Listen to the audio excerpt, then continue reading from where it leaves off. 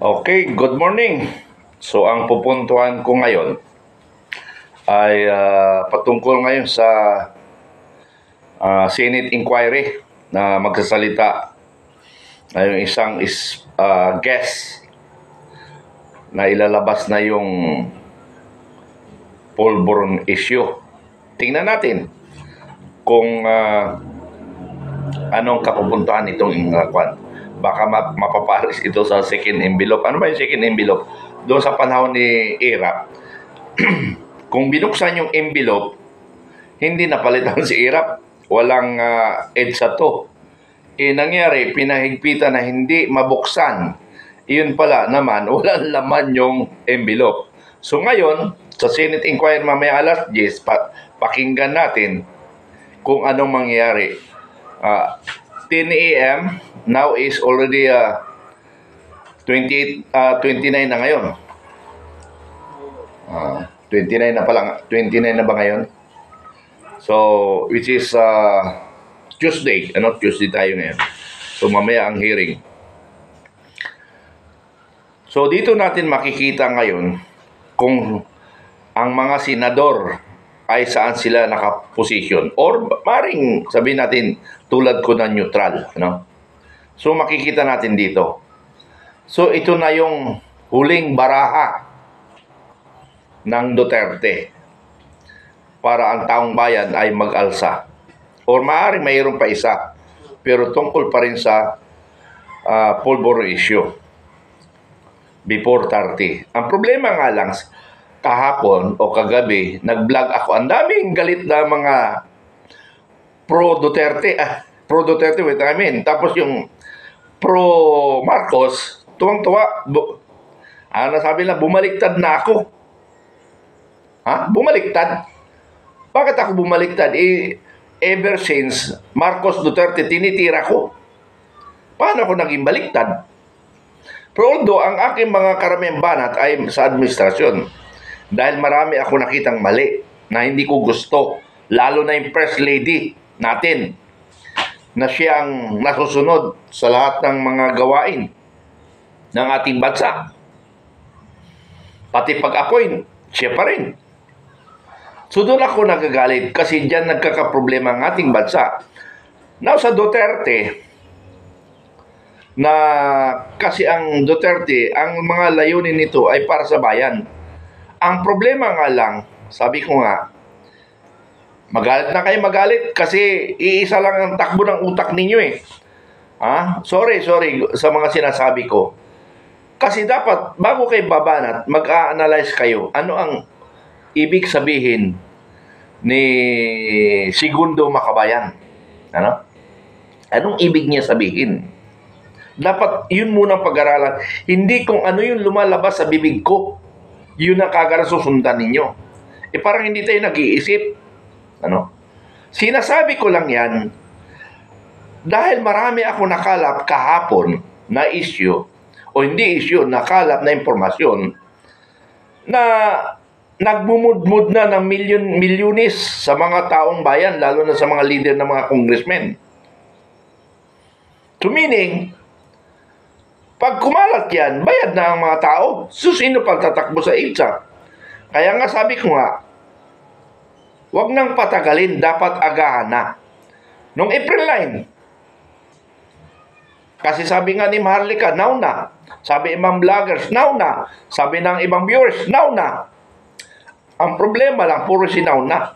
Pumunta kami doon ni General Survivor sa Libingan ng Bayani kasi yun ang in-announce na magkita-kita tayo doon.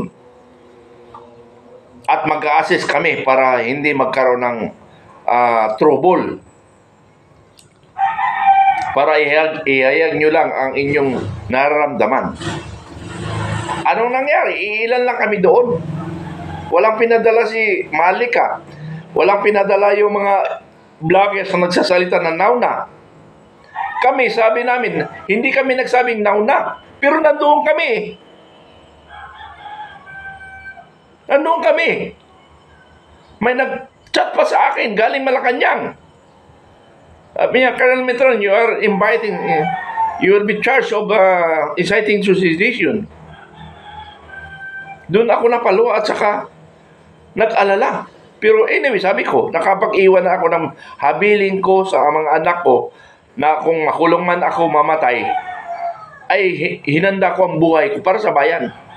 Nasaan kayo? Yan ang tanong ko ngayon sa inyo. Nasaan kayo? Tapos pagbirahin nyo ako, ganun lang. Nabayaran na ako. Bumaliktad na ako. Nagbago ang ihip ng hangin. Hindi! Sinasabi ko lang ang katotohanan na nangyayari sa kapaligiran ng bansang Pilipinas. Kaya nga, Makabayan in Informative Channel para sa bayan at binibigyan ko ng impormasyon. Yun yung aking objective. Marcos ako, Duterte ako. Pero pag mali, yun ang tirahin ko. Naintindihan ba natin mga kaibigan ko, mga viewers ko? Huwag tayo magsalita ng gano'n. Hindi nga kayo kumikilos eh. Kami kumilos na. Wala kayo. Tapos sabihin yung nagbago ihip ng hangin, nabayaran na. Single of centavo, hindi pa ako nakatanggap dito. Ha? Kaya nga sabi ko, you analyze all vloggers kung sila ba'y makabayan o makabayan.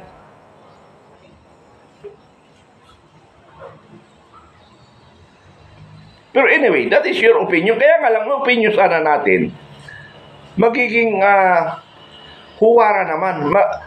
Kapapulutan natin ng idea. Hindi yung wala tayong mapupulutan kung hindi problema lang. Okay, now, alas 10, panoorin nyo sa Senate Inquiry. Baka maparis yan sa tulad nung second envelope na tayo magkita-kita sa EDSA. So, ipakita ninyo. Hindi kayo puro bira ng bira dito. Physical, gumawa kayo. Nandito kami sa likod ninyo. Kasi kaming MUP, retired, alam na namin yung patakbo sa nangyayari mula pa nung 80s na nangyayari, EDSA 1. Nakasubaybay kami at alam namin. Kaya kami nakaalalay sa inyo. Tayong taong bayan ang kikilos. Kung inaakala natin ang Marcos administration ay papasubo tayo sa West Philippine Sea. Pero sabi ko nga, hindi na natin maiwasan kasi ginagago na tayo, binababoy na tayo ng China. Kaya kayo mga Philippine Coast Guard, bumira na kayo dyan. Para makita natin na ang Pilipino ay lumalaban. Hindi nagpapaapi. Now, kung nagkaroon ng gulo sa West Philippine Sea, magigera pa ba tayo? Magpopolitika pa ba tayo? Wala na politika dyan. Pagkakaisa ng gagawin natin, yun ang sinasabi ko. Pagkakaisa. Pilipino laban sa China. Hindi yung Pilipino laban sa Pilipino. Mali. Mali na.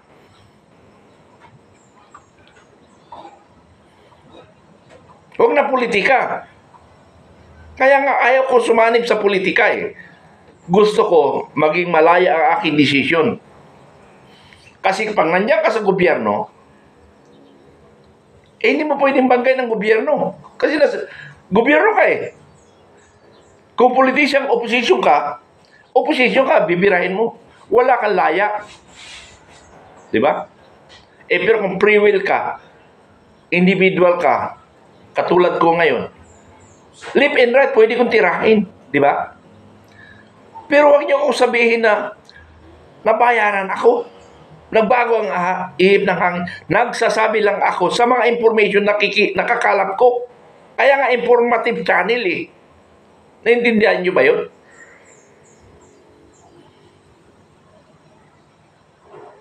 Kumilos kami Patunay namin yun. Na hindi namin gusto ang patakbo ng administrasyon. Pero magkagulo sa West Philippine Sea, kailangan pa ba natin ng politika? O kailangan na natin magkaisa bilang isang Pilipino? I'm sorry yung mga bumabanat na mali. Opinion nyo nga yan, pero hindi nakakatulong. Ito, opinion ko, pangkahalatan. Ngayon, kung Duterte ka, talagang maging masamain mo yung sinasabi ko. Kung pro Marcos ka, natutuwa ka. Pero kung ikaw ang kabayan ka, salamat sa mga nagbibigay opinion na nasa neutral ang kanyang mga opinion. Wala sa kinikilingan, ang tinitingnan niya ang ating bayan. Yun ang hinahanap kong makasama. Bakit ako kontra sa Marcos? Hindi ko gusto ang takbo eh. Ba't gusto ko ang Duterte? Kasi sila naman lumalaban para mapalitan. Pero sabi ko nga, hindi ako pabor na from Marcos to Duterte. Wala rin na bagong sistema doon. Ang sistema ang problema ng bansa. So dapat, kung papasok ang Duterte, dapat may transition period. Ang hawak, bunta muna.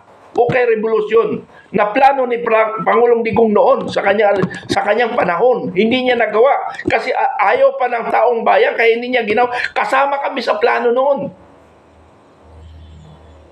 Yung federalism, kasama rin kami doon sa grupo na yan, sa pag-uusap. Pero hindi niya ginawa kasi ayaw ng taong bayan. Hindi niya tinuloy. Natakot rin siya. Kasi kung natalo siya, may kagalalagyan siya. Kaya pinag-isipan niya yun. Ngayon, tanungin ko kayo, yung ginagawa ko po, pang-politika, hindi. Pambayan. Sambayan ng Pilipino. Sana ganun tayo. Ang dahilan ng gulo sa bansa ay politika. Tandaan nyo yan.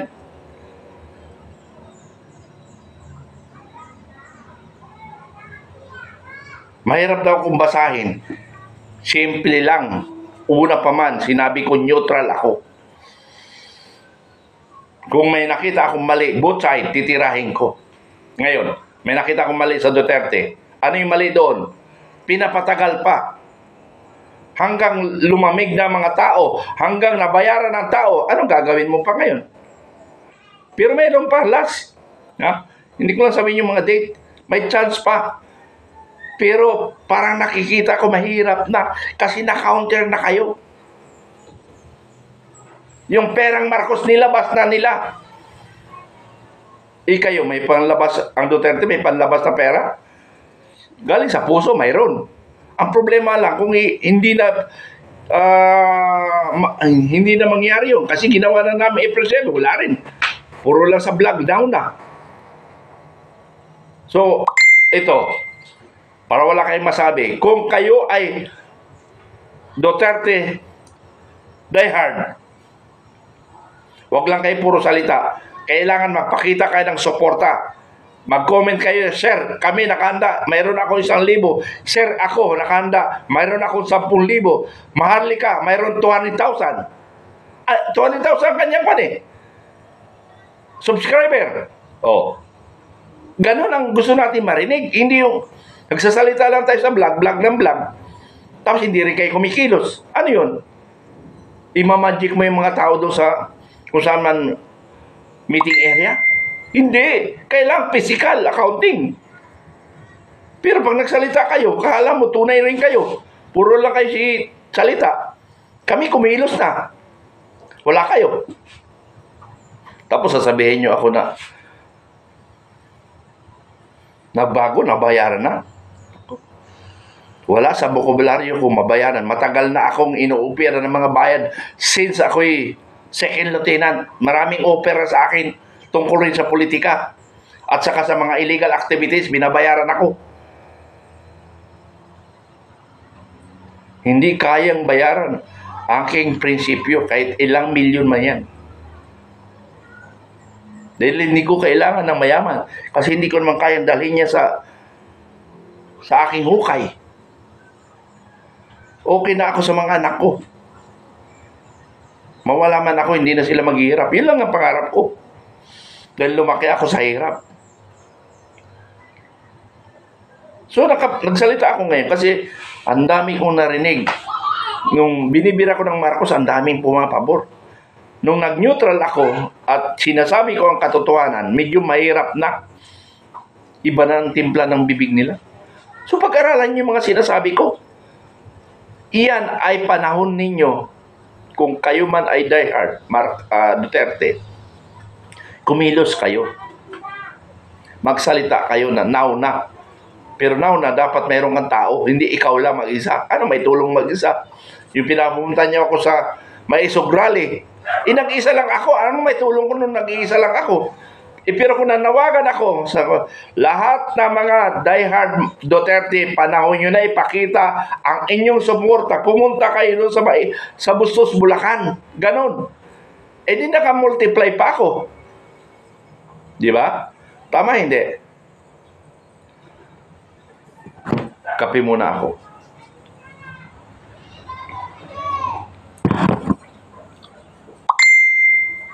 So, ganon, mga kababayan ko. Pakinggan natin ito ngayon. Yung Senate inquiry ngayon, alas 10. Tingnan natin. Now is Tuesday.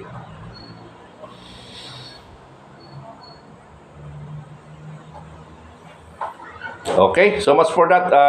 Pinapaliwanag ko lang na magsalita tayo ay dapat may mga laman. Hindi yung makapersonal na mga banat para sa bayan. Maging makabayan tayo. Kung nagpumapanig ko sa politician, sa inyo yan. Pero ako, hindi ako pumapanig sa politician. Dahil ang gulo sa Pilipinas ay politika. Kaya ganon. Politician, nandyan yung corruption. So yan ang isang kaaway ko. Ha? Personal kong laban ito, ha. Hindi yung banggitin ko naman yung Vanguard of Democracy, hindi kasama dito. Personal ko ito. Kasi nasabi ng iba, namumulitika ako. Nagamit ang politika sa Vanguard of Democracy. Hindi. Nag-decision ang grupo na suporta ng Marcos. Pero without decision, nawalaan na ang mga sumuporta kay Marcos. Kasi sabi nga nila nabudol. Kaya nga ako na-suspect. Kaya nga nasabihan ako na fake yung organization namin. Kaya doon ako nang gagalaiti sa Marcos. Recognition man lang, walang ginawa sila. Yun ang pinaglalaban ko ngayon sa mga kasama ko sa Vanguard. Ito namang ibang mga Vanguard, ang nasa isip nila, namumulitika ako, nakuha na ako sa kabila. Hindi politika. Ipinaglalaban ko kayo. Kung ikaw remain Marcos ka, pero iba, majority na wala na. Wala nang interest. Dahil nga nabudol. Recognition man lang wala.